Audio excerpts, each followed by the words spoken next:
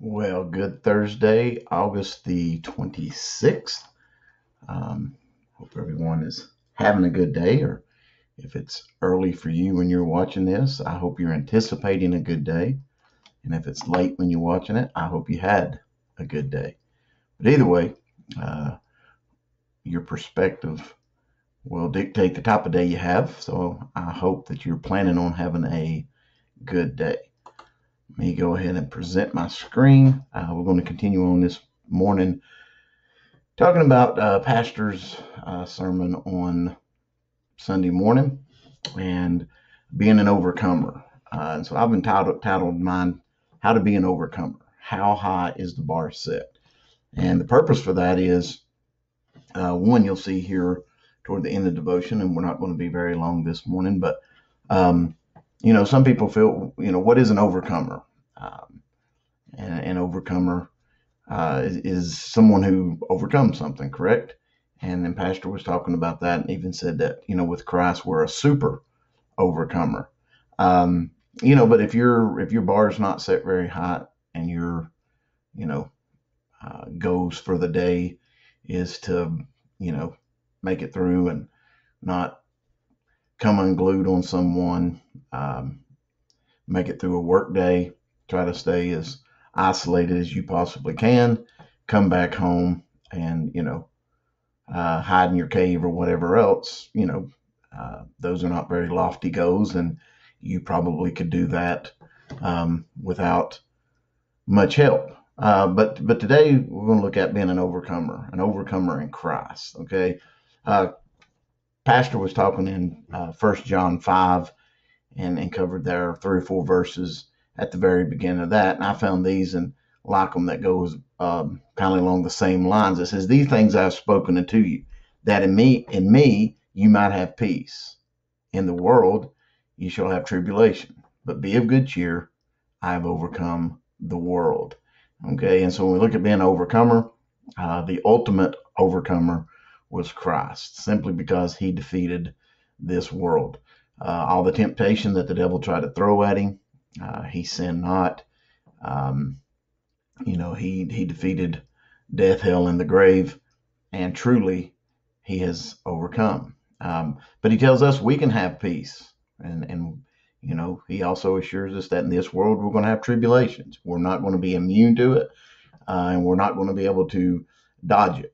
Tribulation is coming.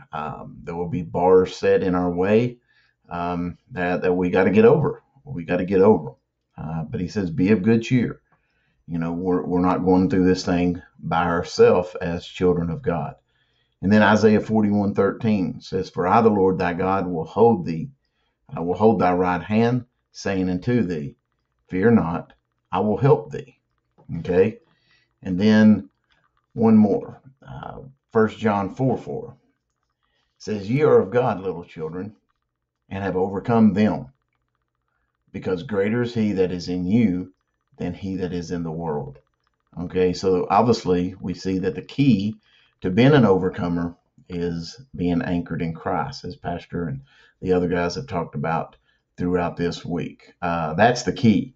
But I was listening, I actually had a email, and I'm not the best in the world checking email, so it's been within a week. I don't always open them immediately unless it's something work related or whatever. But I had one from Tony Evans, and I get those quite often. I enjoy listening to several of his sermons and some of his publications and books he's written and things like that, and just enjoy it. But he had one, and the question was, are you a high jumper or are you a pole vaulter? Okay. And in both of those, you've got to overcome something. There's a bar sitting in front of you, and you got to get over that bar. You got to succeed dealing with a problem or a difficulty. All right. So when we look at this, if you look over here, I guess if you're looking at this, it'll be to your left. This is what is known as the high jump. Okay. There is a mat right here back at the very beginning. That used to be a sawdust pit, and people would run and try to get over top of this bar.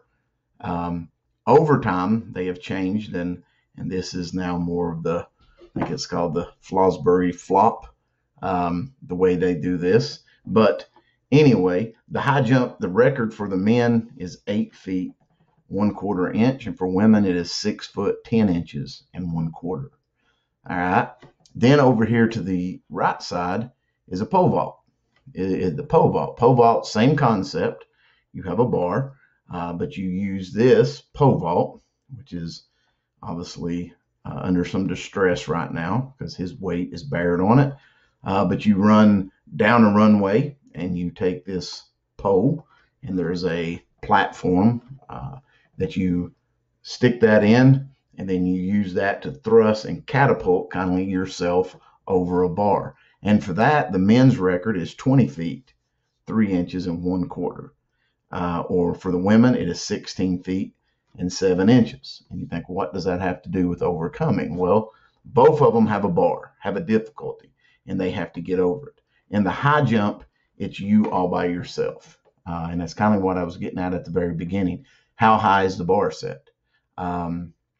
There's a lot of successful, by the world standards, unsaved people. They've been success in business.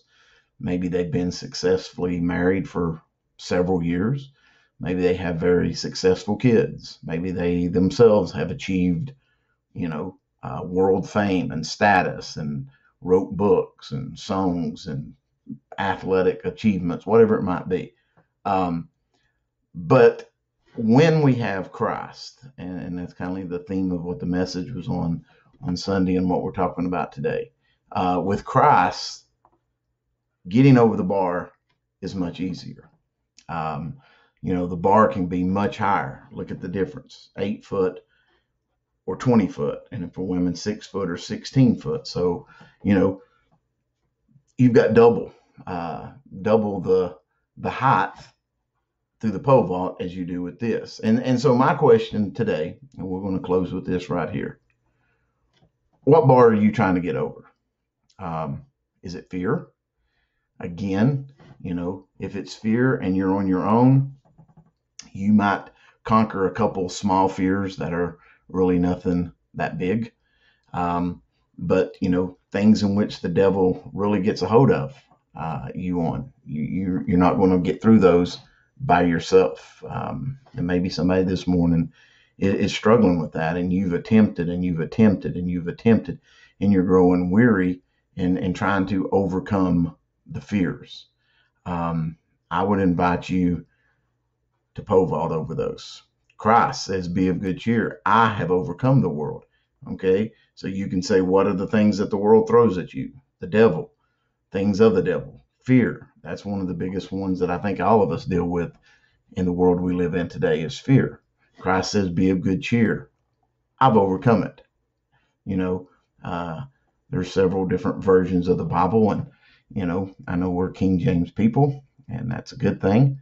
But also, if to throw a little bit of a, Jason version of the Bible here, God's saying, listen, on your own, fear's tough. You're going to try to jump that. I don't know how hard, no matter how many times you try, no matter how high you try to jump, you're not going to get over that fear. But with Christ in our hands, when we put it in Christ's hands, he can get us over that fear. We can reach new heights when we have him. Or maybe it's anxiety. Maybe anxiety is just one of those things that, if it's a peaceful day and there's not a lot of stress, the anxiety levels can stay low and you think, I've conquered my anxiety. But what about when the devil's at full force against you? Trying to get through it on your own is going to be very difficult. Or maybe it's an addiction. And you've tried to clear the bar and battle and overcome an addiction in your life, and you've came up miserable. My prayer today is that, quit trying to do it by yourself. If you're going to truly be an overcomer, and if you don't want no limit to the bar, you want to achieve great things, Christ is the answer. Christ is the answer. And we will end with our scriptures that we talked about. He says, in this world, you're going to have tribulations. You're going to have fear. You're going to have anxiety. You may battle addiction. You're going to go through some stuff. But he says, but be of good cheer. I've overcome the world. You have not overcome the world. I can't say, but be of good cheer. Jason has overcome the world. No, my only chance of overcoming the world and the things of the devil is through Christ. Okay. And what does he say right here? Don't be afraid. Fear not. Why? He's going to help you. He's going to help you. So my prayer is that with Christ, you're going to reach great new heights. And if you're weary and you're tired of trying to do it on your own, good news. Good news. You can go to a whole new level when we trust in Christ and we let Him lead us in all our endeavors of life. So I pray that you have a great day. We love you and God bless you. We look forward to seeing you Sunday.